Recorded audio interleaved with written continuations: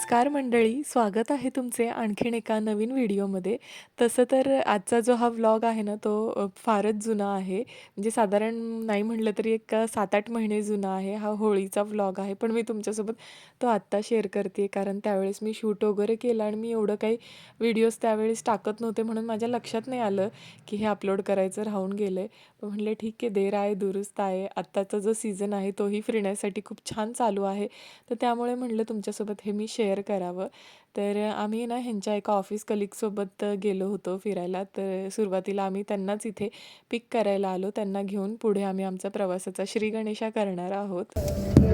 गणपती बाप्पा गणपती बाप्पांचं नाव घेतलं आणि आमच्या प्रवासाला सुरुवात झाली.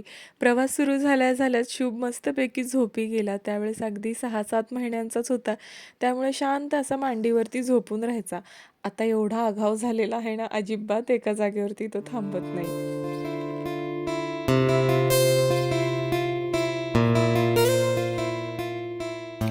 खूप छान असा आमचा प्रवास सुरू होता. बाहेर वातावरणही खूप छान झालेलं होतं. सूर्योदय होत होता आणि ह्यांचे फ्रेंड सोबत होते, त्यांची फॅमिली होती, तर त्याच्यामुळेही खूपच छान वाटत होतं आणि मी थोडी जास्तच खुश होते कारण मी ऑलमोस्ट 1.5 वर्षांनंतरनं कुठेतरी फिरायला चाललेली होते. आणि सगळ्यात पहिल्यांदा ना आम्ही आमचा एक ब्रेक घेतला फूड कोर्टमध्ये. पण तिथे काही आम्ही खाल्लं नाही कारण सगळ्यांना असं झालं की फारशी काही भूक लागलेली नव्हती. म्हणून मग आम्ही जस्ट पाय मोकळे केले आणि पुन्हा पुढे प्रवासाला लागलो. आमचं असं ठरलेलं आहे की कुठे असं वाटलं भूक लागली तर त्यावेळेस कोणतं हॉटेल जे भेटेल तिथे थांबवून आपण नाश्ता करूयात. मग आम्हाला हे ना रस्त्यामध्येच दुर्वांकूर म्हणून हॉटेल दिसलं. तिथे आम्ही ब्रेकफास्ट करायचं ठरवलं. फार काही असं वाव अशी टेस्ट नव्हती. ओकेच होतं सगळं. ॲक्च्युली नवीन झालेलं हॉटेल होतं. तर त्याच्यामुळे त्यांचं मॅनेजमेंटमध्ये जराशी गडबडच होती.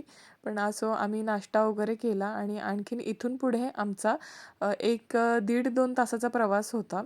तर त्याच्यामुळे मग आता ड्रायव्हर चेंज झालेले होते म्हणून आम्ही दोघं मागे बसलो आणि ह्यांचे फ्रेंड आहेत ना, ते गाडी चालवणार होते. त्यामुळे हे खूपच जास्त खुश होते कारण ड्रायव्हिंगमधून त्यांना आराम भेटणार होता आणि मीही खुश होते, की आता मी शुभला त्यांच्या मांडीवर देणार होते म्हणून ते घेऊन बसतील. कारण कंटिन्यू बाळाला धरून पण हात असे गळून जातात. थोडं पुढं गेल्यावरती शुभ उठला. मग त्याला थोडंसं पाणी पाजलं कारण आम्ही मार्च महिन्यामध्ये गेलो होतो तर त्याच्यामुळे ऊन वगैरे जाणवत होतं जरा आणि हळूहळू असं हे समुद्राचं खाडी वगैरे दिसायला लागली. खूप असं छान वाटायला लागलं. आम्ही सर्वात पहिल्यांदा ना जे हॉटेल बुक केलं होतं ना आमचं तिथे थांबणार होतं. कोस्टल पॅराडाईज म्हणून हे हॉटेल आहे. मी तुम्हाला डिस्क्रिप्शनमध्ये ना ह्याची लिंक देईल. खूपच सुंदर असं हॉटेल होतं आणि साधारण एक 2700-2800 रुपयेमध्ये आम्ही हे पर नाईट या रेटने बुक केलेलं होतं. पण खूपच छान सर्विस वगैरे छान होती. रूम्स पण खूप छान क्लीन अशा होत्या. स्पेशियस रूम होत्या. सुरुवातीला त्यांनी आम्हाला 1 रूम दिलं कारण बाकीचे रूम तयार होत होते. तोपर्यंत 2 रूम आम्ही बुक केलेले होते. तर ह्या रूमला जो आहे ना तो असा माउंटन व्ह्यू होता आणि दुसऱ्या रूमसाठी आम्ही सी व्ह्यू घेतला होता. दोन्ही पण रूमला ॲक्च्युली सी व्ह्यू मागितला होता पण अवेलेबल नव्हता. तर त्याच्यामुळे एक माउंट व्ह्यू आणि एक सी व्ह्यूची घेतली होती. ॲक्च्युली आम्ही ना शुभ लहान आहे तर त्याच्यामुळे हॉटेल व्यवस्थित घेण्याचं प्रेफर केलं होतं कारण कसं बीचवरती काही आम्ही जास्त वेळ त्याच्यासोबत थांबू शकणार नव्हतो. उन्हाचं वगैरे त्याला त्रास होईल या दृष्टीने आणि पहिल्यांदाच आम्ही त्याला घेऊन बाहेर पडत होतो. तर त्याच्यामुळे आम्हाला हॉटेल चांगलं निवडायचं आम्ही ठरवलेलं आणि खरंच खूपच छान आम्हाला हॉटेल भेटलं. स्विमिंग पूलही खूप छान आणि मेंटेन होतं, क्लीन होतं खूप छान. तर त्यामुळे मी तुम्हाला ना हे नक्की रेकमेंड करेल. डिस्क्रिप्शनमध्ये मी सर्व डिटेल्स देईल. सेकंड रूमसुद्धा आमची भेटली आम्हाला थोड्या वेळामध्ये. पण ॲक्च्युली मी ना ह्याचा व्हर्टिकलच शॉट घेतला. हॉरिझॉन्टल घ्यायचा राहून गेला तर त्याच्यामुळे मी तुमच्यासोबत तसंच शेअर करते आहे. खूप छान व्ह्यू होता ह्या रूममधनं पण बीच दिसत होता. माझ्या मोबाईलच्या कॅमेऱ्यामधून तेवढा फारसा काही कॅप्चर झाला नाही पण थोडासा दिसतोय.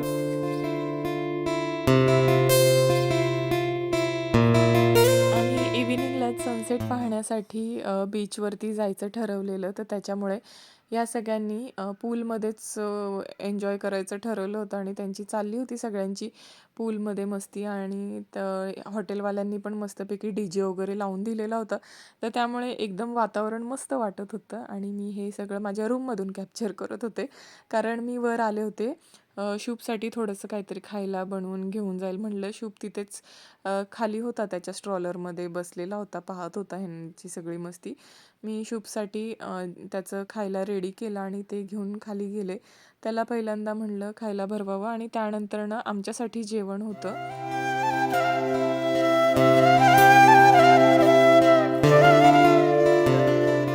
शुभचं मस्तपैकी खाऊन झालं. त्यानंतरनं मग आम्ही आलो जेवणासाठी. हॉटेलमध्ये बॅक साईडलाच ना त्यांनी अशी जेवणाची सोय केलेली आहे. ओपन स्पेसमध्येच आहे. पण खूप छान हवा चालू होती, तर त्यामुळे छान वाटत होतं इथेही बसायला. आणि व्हेजच जेवणार होतो आम्ही, कारण होळी होती त्यावेळेस. तर इथे असं बेसिक असा पनीरची भाजी आणि सुक्की भेंडीची भाजी वगैरे होती, असा मेनू होता. आमचं जेवण वगैरे झालं आणि मग आम्ही इव्हिनिंगला एक साधारण 4:30च्या सुमारास आहे ना निघालो बीचवर जाण्यासाठी. रेडी वगैरे झालो आणि आम्हाला हॉटेलच्या स्टाफनी सांगितलं, की हॉटेलच्या समोरून जो रोड आहे ना, तो आतमध्ये जातोय. तिथूनच आहे बीचवर जाण्यासाठी, म्हणजे तिथेच पुढे बीच आहे समोर. तर आम्ही निघालो खरं त्यांच्या सांगण्याहून त्या रोडनी. मी सांगत होते ह्यांना, की मी Googleवरती पाहिलं होतं, तर हा तर रोड नाही, म्हणजे इतक्या तर लगेच हॉटेलच्या समोरच बीच नाही आहे. तिथे गेल्यावरती आम्हाला बीच म्हणजे समुद्र तर दिसत होता, पण तिथे जाण्यासारखी जागा नव्हती ती. म्हणजे शुभला घेऊन तर जाऊच शकत नव्हतं. तिथे पूर्ण असं खडकाळ बीच होता आणि तिथे खेकडे वगैरे यांची भीती असेल, म्हणजे अशीच ती जागा होती. तर आम्हाला समजलं की आम्ही चुकलेलो आहोत. तर त्यामुळे पुन्हा हॉटेलवर गेलो आणि गाडी घेऊन मग आम्ही आलो बीचवर. साधारण हॉटेलपासून 1 किलोमीटर भरच लांब बीच होता, पण आम्ही बरंच पुढे आलो मग पुन्हा रिटर्न. तर त्यामुळे मग ठरलं की गाडी घेऊनच जाऊयात आपण. आणि हे पहा, हा कोरलाई बीच आहे. खूपच छान आणि स्वच्छ पाणी आहे. बीच पण एकदम स्वच्छ आहे. अजिबातच गर्दी नव्हती. म्हणजे तिथे फक्त आम्हीच 2 कपल आणि आणखीन एक कोणीतरी कपल होतं. बाकी कोणी नाही. संपूर्ण बीच रिकामा होता. आणि तो जो तुम्हाला दिसतो ना डोंगरावर, तो आहे कोरलाई फोर्ट. तिथेही आमचं जायचं प्लॅनिंग होतं, पण नाही आम्हाला शुभमुळे पॉसिबल झालं तिथे जाणं. पण हा बीचच एवढा सुंदर होता ना, पाणी पण खूप स्वच्छ होतं. म्हणजे जर तुम्हाला काशीत बीचला वगैरे जाऊन कंटाळा आला असेल, नागाव, काशीत, तर मग हा बेस्ट ऑप्शन आहे. खूपच शांत, म्हणजे इथे वॉटर स्पोर्ट्स वगैरे काही असं खूप कमर्शियलाइज बीच नाही आहे. पण जर तुम्हाला फॅमिलीसोबत निवांत असा टाईम स्पेंड करायचा असेल ना, तर खूपच छान आहे. आणि आम्हाला म्हणजे शुभसोबत फिरण्याच्या दृष्टीने अगदीच मस्त प्लेस होतं हे. बिलकुल गर्दी नाही, काही नाही. आणि शुभला तर काही समजत नव्हतं, की ह्यांचं काय चाललेलं आहे. म्हणजे त्याच्यासाठी सगळं फक्त असं तो पाहत होता खूप जास्त, की काय ठिकाण आहे, पाण्याचा आवाज, लाटांचा आवाज वगैरे.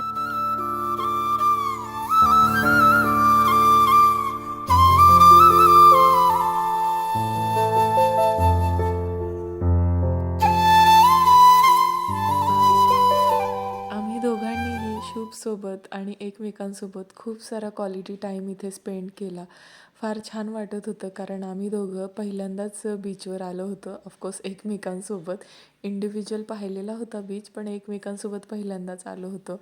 आणि लग्नानंतर ना आम्हाला फारसा वेळ भेटलाच नाही, कारण लगेच प्रेग्नन्सी राहिली होती आणि शुभही लहान होता, तर त्याच्यामुळे पॉसिबल होत नव्हतं. नंतर ना मग शुभ झोपी गेला आणि मी थोडंसं म्हटलं आता बीचचा आनंद घेऊयात रेतीवर चालण्याचा. त्याच्यापासून जास्त लांब तर काही जाऊ शकत नव्हते, म्हणून तिथल्या तिथेच थोडंसं म्हटलं चालावं, जरासं आलेलोच आहोत तर आनंद घ्यावा. मग आम्ही थोडासा अंधार झाल्यावरती रूमवर पुन्हा गेलो आणि आम्ही ना रात्री साड्या घातलेल्या, श्वेतादीनी आणि मी साडी घातली होती. त्याचं फुटेज माझ्याकडून डिलीट झालं, पण हॉटेलवर रात्री पण खूप छान वातावरण होतं आणि रात्रीचं जेवण फार छान होतं. त्यानंतरनं दुसऱ्या दिवशीची सकाळ झाली. खूप असं फ्रेश वाटत होतं आणि रूमच बीच व्ह्यूवाली होती, तर त्याच्यामुळे एकदमच असं फ्रेश वाटत होतं.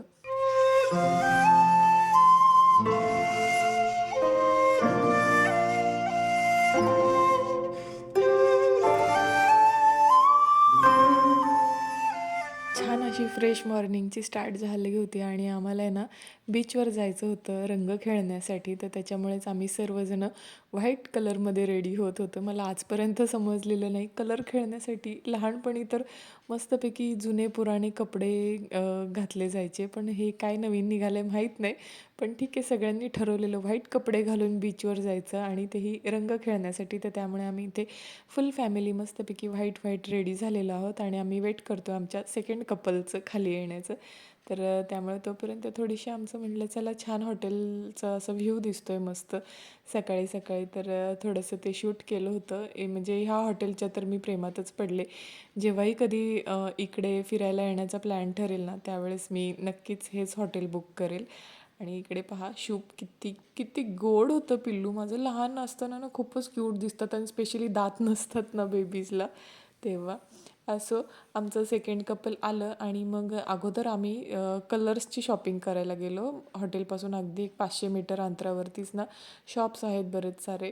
आणि हा जो होता लकी, त्यांचा मुलगा, त्याने पिचकारी घेतली त्याच्यासोबत आणि आम्ही कलर्स वगैरे घेऊन येणं पुन्हा बीचवर आलो. सेम बीचवरती सकाळी सकाळी तर अगदी कोणीच नव्हतं इथे. म्हणजे फक्त आम्ही 4 आणि 2 छोटीशी लेकरं आमच्यासोबत होते. बाकी पूर्णपणे बीच रिकामा होता. तर त्याच्यामुळे खूपच मस्त वाटत होतं. काल आम्हाला इव्हिनिंगला बीचवर गेल्यावरती असं जे झालं होतं ना, की आपण थोडंसं लवकर यायला पाहिजे होतं, एवढा छान बीच आहे वगैरे.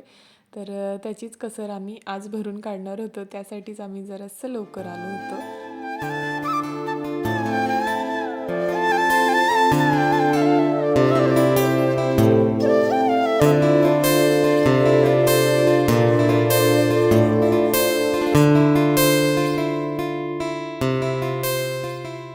आमचं बीच फिरायचं चाललेलं तोपर्यंत श्वेतादीनी मस्तपैकी असे हे जे कलर्स आहेत ते प्लेटमध्ये सजवले. त्यानंतर ना आमची होळी खेळून झाली, रंग वगैरे खेळलो आम्ही.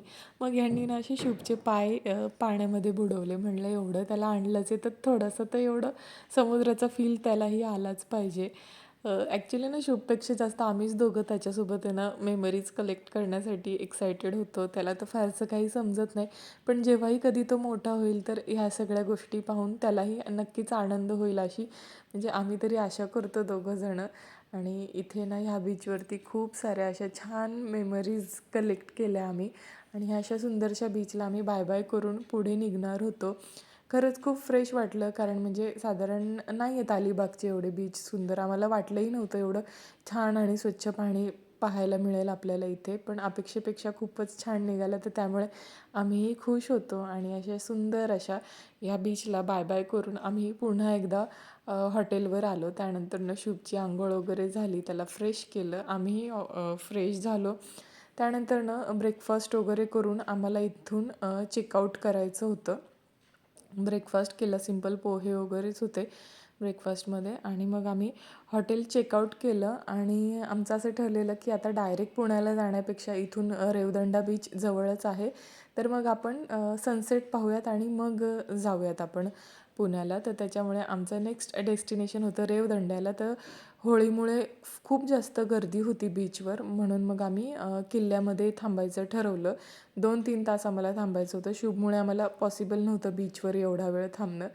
तर त्यामुळे जो किल्ला आहे रेवदंड्याचा तोच तुम्हाला मी दाखवते इथे. ह्याला ना सातखणी बुरुज म्हणतात. म्हणजे बरेचसे असे अवशेष पडलेले आहेत ह्या किल्ल्याचे. पण छान आहे. आणि एवढं म्हणजे मार्च महिन्यामध्ये आम्ही गेलेलो होतो, तर बाहेर इतकं जास्त गरम होत होतं. पण ज्या ठिकाणी आम्ही ह्या किल्ल्यामध्ये बसलो होतो ना, इतकं थंड वातावरण होतं. आणि असं पण नाही की खूप जास्त तुम्हाला काही हाईक करून वगैरे जायचं आहे, नाही. अगदी म्हणजे गाडी जिथे आपण लावतो म्हणजे उंचीवर नाही आहे हा किल्ला. बिलकुल तुम्हाला काही असं चढायला वगैरे लागणार नाही इथे जाण्यासाठी. नक्की तुम्ही ह्या प्लेसला व्हिजिट करू शकता. खूपच म्हणजे वातावरण खूप छान. म्हणजे तिकडचं मे बी स्ट्रक्चरच अशा पद्धतीचं आहे ना कन्स्ट्रक्शन, की म्हणजे बाहेर एवढं गरम होत होतं की असं म्हणजे फारच त्रास होत होता. आणि त्या किल्ल्यामध्ये इतकं थंड वातावरण की प्रश्न पडला की कसं काय. पण तिकडच्या भिंती वगैरे अशा पद्धतीने होत्या की हवाच एकदम छान अशी खेळती राहत होती. तर त्याच्यामुळे छान वाटला हाही किल्ला. आणि थोडंसं किल्ल्याचा आजूबाजूचा परिसर मी फिरून पाहत होते. बीचवर जायला हा इथून रस्ता नाही आहे, पण पाहत होते मी तिथे तो दरवाजा आहे तर काय काय आहे त्यासाठी. आणि इकडे पहा, जिथे आम्ही बसलेलो ना तिथेच असं मस्तपैकी छान शुभला झोपवलं होतं. आणि हे मॅगी घेऊन आले होते. तिथेच शेजारी एक मॅगीचा स्टॉल होता. आणि आमचं मस्तपैकी खाऊन वगैरे झालं आणि त्यानंतर ना आमचं एक गेम खेळायचं ठरलं होतं. म्हटलं आपल्याला 2-3 तास घालवायचेच आहेत. तर मस्तपैकी आपण गेम खेळूया. काही महिन्यांपूर्वी जरा ट्रेंडिंगला चालला होता हा गेम. तुमच्याही लक्षात येईलच पाहून. एक मछली, पानी में गई, चप्पा, 2 मछली, दो मछली, पानी में गई, पानी में गई, चप्पा, 3 मछली, तीन मछली, नहीं, तीन 3 मछली, मछली। तीन मछली. अरे हाँ अरे और एक बार बनाएंगे, ठीक है। मस्तपैकी आमचा गेम खेळून झाला. भरपूर साऱ्या गप्पा वगैरे मारून झाल्या. किल्ल्यामध्ये आमचे ना 2-3 तास कसे निघून गेले आम्हाला कळलंच नाही. त्यानंतर ना आम्ही आलो बीचवर. रेवदंडा बीच हा किल्ल्यापासून ना साधारण एक 1.5-2 किलोमीटर पुढे आहे. त्यामुळे आम्ही गाडी घेऊनच इथे आलो होतो. आणि इकडची जी रेती आहे ना अगदी कापसासारखी अशी मऊ मऊ रेती होती ना, डायरेक्ट म्हणजे पाय जात होते, इतकी सॉफ्ट अशी रेती होती. थोडीशी काळी काळी रेती आहे इकडची आणि आम्ही कोरलाईला गेलो होतो ना तिकडची व्हाईट रेती होती. तर त्याच्यामुळे ना पाण्यामध्ये बराच डिफरन्स वाटत होता इकडच्या आणि तिकडच्या. पण खूप स्वच्छ आहे ह्याही बीचचं पाणी. आणि इथे ना खूप सारी लोकं होती. पण मोठी किनारपट्टी असल्यामुळे ना समजून नाही आली की एवढी गर्दी आहे इथे. कोरलाईपेक्षा नक्कीच हा बीच खूप मोठा आणि कमर्शियलाइज आहे. इथे फूड स्टॉल वगैरे पण आहे. कोरलाईवरती अशी कुठलीच सोय नाही भेटणार तुम्हाला. पण ज्या त्या बीचचं जे ते सौंदर्य असतं तिथे खूप छान अशी प्रायव्हसी आहे.